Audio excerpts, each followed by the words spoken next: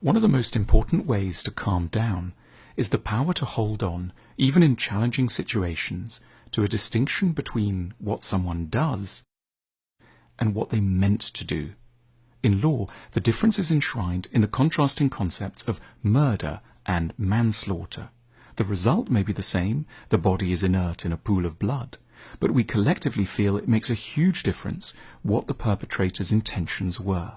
Motives are crucial, but unfortunately we're seldom very good at perceiving what motives happen to be involved in the incidents that frustrate us. We're easily and wildly mistaken. We see intention where there was none, and escalate and confront when no strenuous or agitated responses are in fact warranted.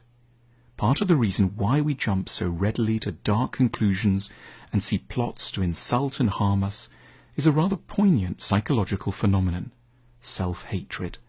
The less we like ourselves, the more we appear in our own eyes as really rather plausible targets for mockery and harm. Why would a drill have started up outside, just as we were settling down to work? Why did the email not arrive, even though we'll have to be in a meeting very soon? Why would the phone operator be taking so long to find our details? Because there is, logically enough, a plot against us, because we're appropriate targets for these kinds of things, because we're the sort of people against whom disruptive drilling is legitimately likely to be directed. It's what we deserve. When we carry a background excess of self-disgust around with us, operating just below the radar of conscious awareness, we'll constantly seek confirmation from the wider world that we really are the worthless people we take ourselves to be.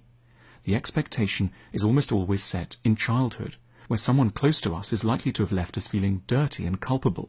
And as a result, we now travel through society assuming the worst, not because it's necessarily true or pleasant to do so, but because it feels familiar, and because we're the prisoners of past patterns we haven't yet understood. We'd be so much calmer around adults if we could resort to some of the unflustered poise we naturally use around children. Small children sometimes behave in really maddening ways. They scream at the person who's looking after them, angrily push away a bowl of animal pasta, throw away something you've just fetched for them. But we rarely feel personally agitated or wounded by their behavior. And the reason is that we don't assign a negative motive or mean intention to a small person. We reach around for the most benevolent interpretations. We probably think that they're just a bit tired, or their gums are sore, or they're upset by the arrival of a younger sibling. We've got a large repertoire of alternative explanations ready in our heads, and none of these lead us to panic or get terribly agitated. This is the reverse of what tends to happen around adults. Here we imagine that people have deliberately got us in their sights.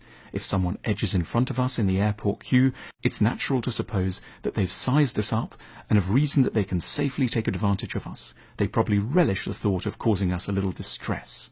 But if we employ the infant model of interpretation, our first assumptions would be very different. We'd think that maybe they didn't sleep well that night, have a sore knee, or have been upset by their lover. The French philosopher Émile-Auguste Chartier, known as Alain, was said to be the finest teacher in France in the first half of the 20th century, and he developed a formula for calming himself and his pupils down in the face of irritating people. "Never say that people are evil," he wrote. "You just need to look for the pin." What he meant was, look for the source of the agony that drives a person to behave in appalling ways.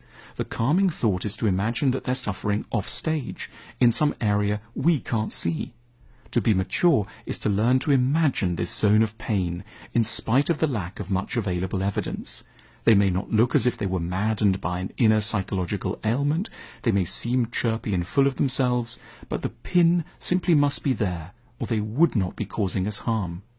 When others madden us, we need to imagine the turmoil, disappointment, worry, and sadness beneath an aggressive surface.